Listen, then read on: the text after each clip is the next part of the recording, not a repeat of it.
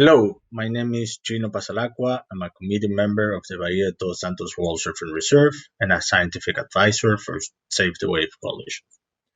And today I'm going to talk about sea level rise, implications for coastal conservation and surf ecosystems. As it is well known by now, sea level has risen between 21 and 24 centimeters since 1880. As you can see from this map that you're looking at, the sea level change is not homogenic around the world. There are some areas that have higher sea level change, and there's some areas that have even a decrease in sea level change, mainly around Antarctica. How this translates for coastal environments? For example, in the U.S. coastline, high tide flooding is now 300 to more than 900% more frequent than it was 50 years ago. And 2019 was the highest annual average sea level change in the satellite record. So we know that sea level is increasing, and there's some factors, different factors that contribute to this. In 2000, early this year, Frederiksen and all published a paper where they look into these different factors.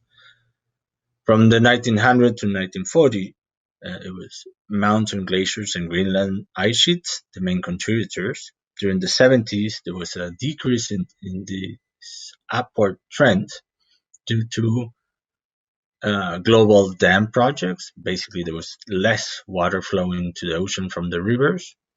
And since the satellite era, the main contributors has been the Greenland and Antarctic ice sheets melting, thermal expansion of the oceans, and mountain glaciers melting.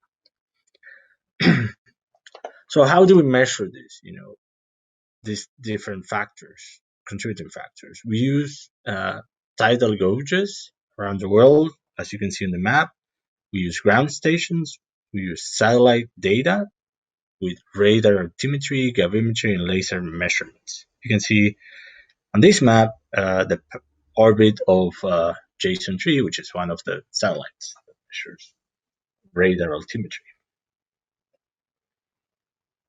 So we talk about different factors contributing. The main factors since the satellite record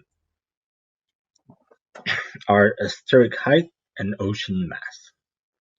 So since we have these satellite records, there's been an average rate increase of 3.3 millimeter per year.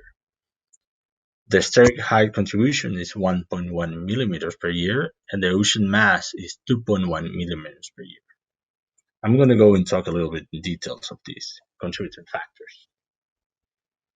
So the atmospheric height is an indicator for how the changing in increasing ocean heat changes the sea surface height over time. So basically is a measure for how the ocean is expanding due to an increase in heat content.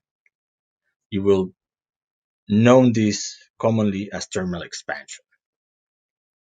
As you can see from this time series, it's been steadily increasing the last 20 years or so. How do we measure this? We have gridded temperature and salinity of the oceans up to 2,000 meters with Argo floats. Argo floats are autonomous vehicles that change their buoyancy and profile along the water column, allowing us to have these measurements and other measurements too. You see a couple of pictures of deployments of Argo floats. And on the left-hand side, you see the amount of Argo floats that are actively working in January of this year. This is telling you there's thousands of profiles that allow us to have this specific information. Ocean mass. So ocean mass, and as you can see in this time series, has increased 2.1 millimeters per year. The main contributors are Greenland and Antarctica. As you can see from these images from NASA, we see that in Antarctica there's areas that there's a decrease of mass of about 1 meter, of ice height of 1 meter, and there's in Antarctica, and there's other areas that there's an increase of this ice height. On the other hand, in Greenland, Greenland coastal areas are basically losing mass constantly. Here we have a time series of Antarctica mass loss and Greenland's mass loss. You can see we have 149 gigatons for Antarctica and 279 gigatons per year for Greenland. And 1 millimeter of sea level equals approximately of 360 tons, or gigatons, sorry, of ice loss. What are the global mean sea level rise projections? So it's likely that sea level is going to rise between 20 to 30 centimeters by 2050. And depending on the global warming scenario, there's going to be an increase of 50 to 7 centimeters for the RCP 4.5 scenario, and the RCP 8.5, there's 40 to 100 meters. Basically, depending on the global warming scenarios that we follow, the measures that we're going to take, we're going to have the level of sea level rise, sea level change. In the most extreme scenarios, you can see here on orange and red, we have up to almost 2.5 meters of sea level rise.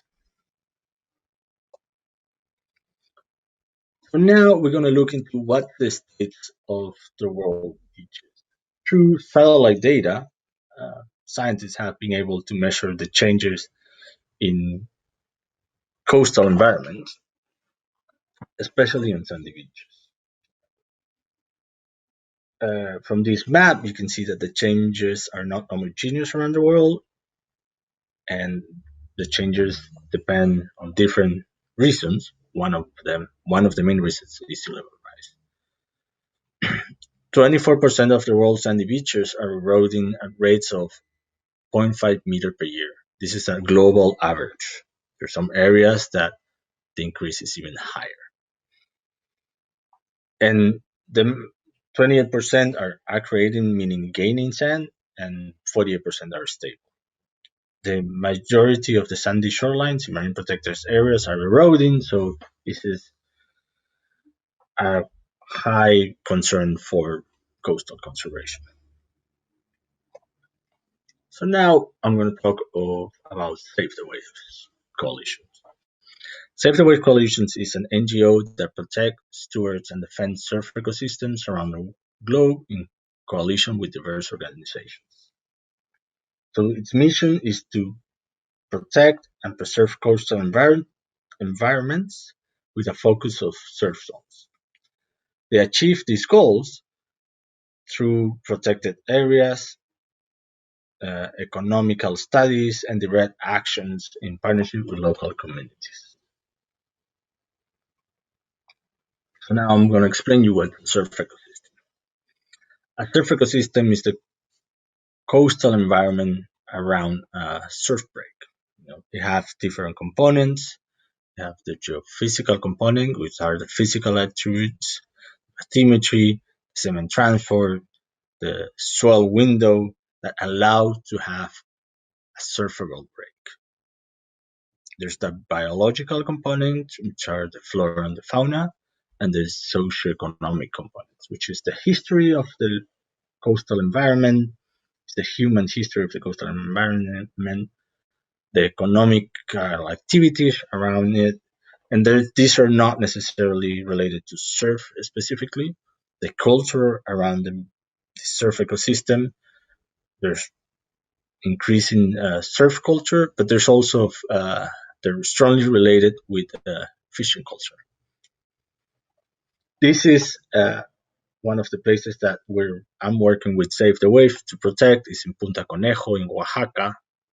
That has unique characteristics of a surf ecosystem that we're working really hard to protect against the construction of an industrial port.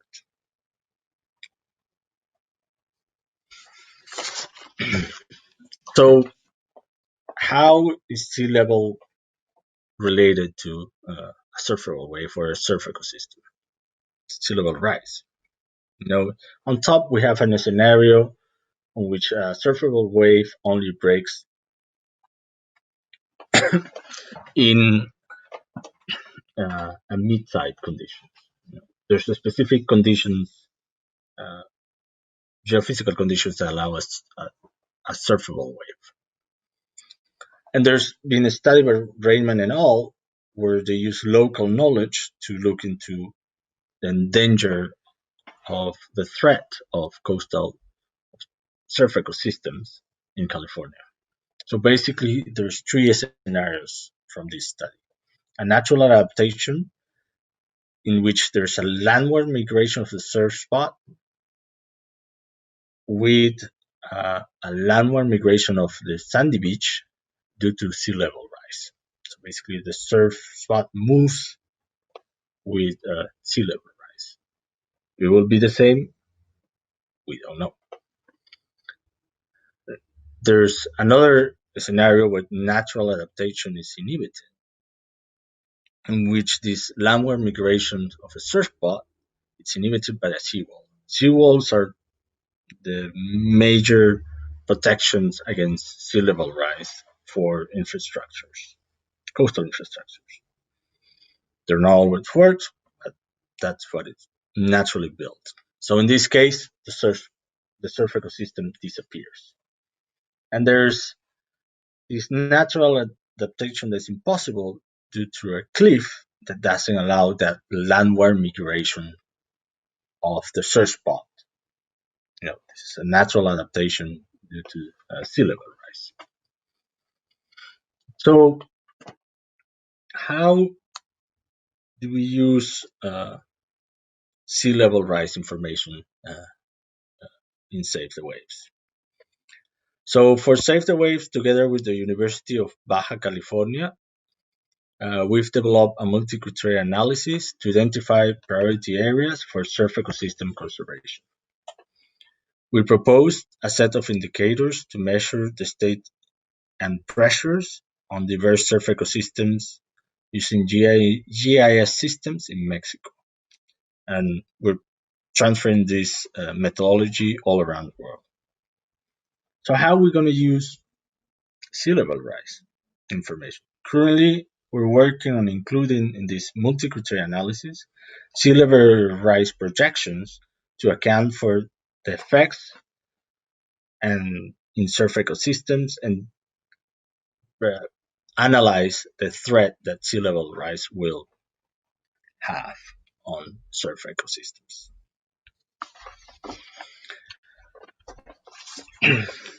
For everyone working in coastal conservation, climate change and sea level rise have become a major concern, and we're working towards mitigating its effects with different strategies. You can see more information in the Save the Wave webpage and in some of our partners like the Surfrider Foundation, and Wild Coast. Thank you very much.